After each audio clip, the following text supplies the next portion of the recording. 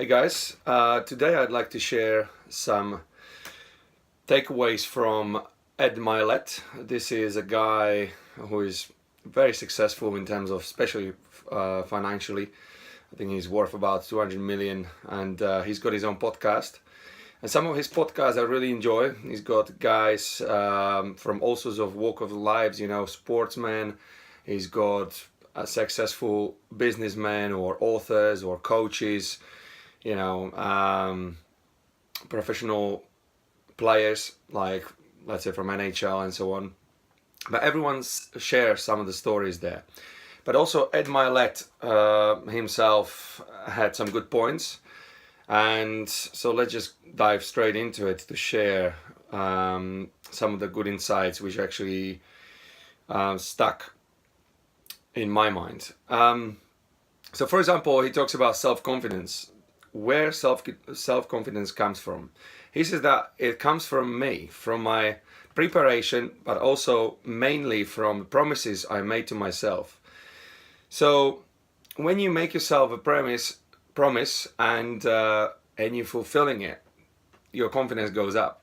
It always goes down when you are planning to do something and you give yourself promise or some kind of commitment and you're not able to carry on, or you just don't follow through on them. So I think the confidence comes from every single day. If you can kind of carry on your promises, it will also grow your confidence.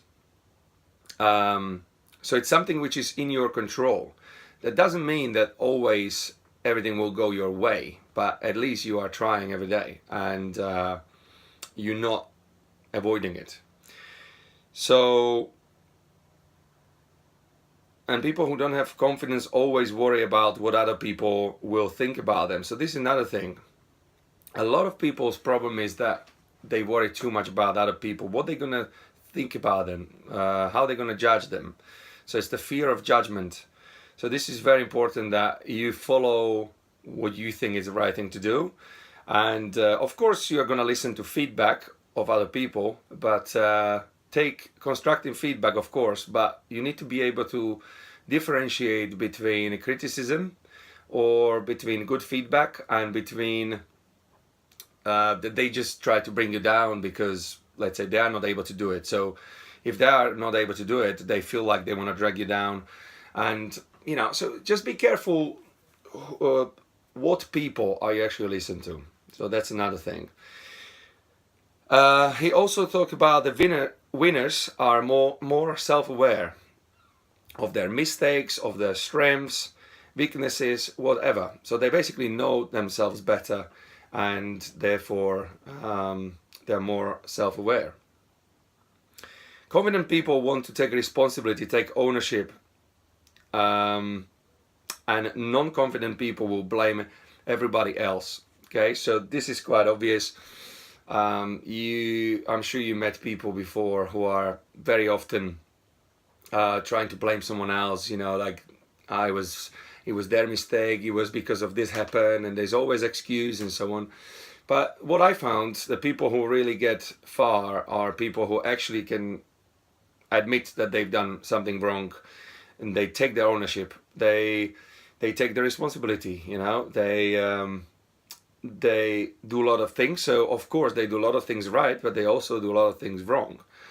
And that's okay, because they are like, okay, I'm actually responsible for this. And I've done mistake, of course, but he also done probably 7 things right. So don't try to look for excuses, because you will always, and also if you worry about when you do something wrong, then you never do anything. So you just need to keep doing things and, learning from them. And eventually you will be doing more and more things right and less things wrong. But if you go into new areas, you always will be doing things wrong, it's just the nature of it. But it's also exciting. It's something new. You try new things. It's not always going to go your way. What is next here? Association, proximity with more successful people. They bring our temperature up just by associating with them. So this is very obvious. Who are you meeting up with? Who are you surrounding yourself with? If you are with people who are equally kind of driven, positive, of course, it's gonna only bounce off good energy, and you're gonna all grow from this. If you're gonna surround yourself with people who are making excuses and who are quite negative about things, then it will probably make you also depressed or frustrated or whatever. So he's talking about temperature. We all have certain temperature. Obviously, the higher temperature, the people who are responsible, who take the ownership, who know themselves, who are positive, who these guys have obviously higher temperature. So just think about, where is your temperature. I have confidence that I am doing things that other people are not willing to do, and that gets me ahead of them. So this is another thing. Obviously, when you do things which other people are not willing to do, it gives you enormous confidence, because you're suddenly realizing that you are ahead, because you are the one who is willing to do it and many others don't. So simple as that. He talks about clarity as well, that we should be crystal clear, about what we want. Absolutely agree. I already talked about it before. And also, this is very important. He is talking about this, I'm chasing the guy who I'm supposed to be. I like that. And this will be the last point, because he's got some more points, but maybe I'll come back to them maybe in another video. But this one is talking about that I'm always trying to chase the guy who I'm supposed to be. So my best version of myself. If I would be completely 100% fully fulfilling my potential, I would be basically the guy who I'm supposed to be. And he's always trying to chase that guy, because we are not perfect. We sometimes are lazy, sometimes we skip things, or we just find some kind of excuse not to do things which we already set ourselves.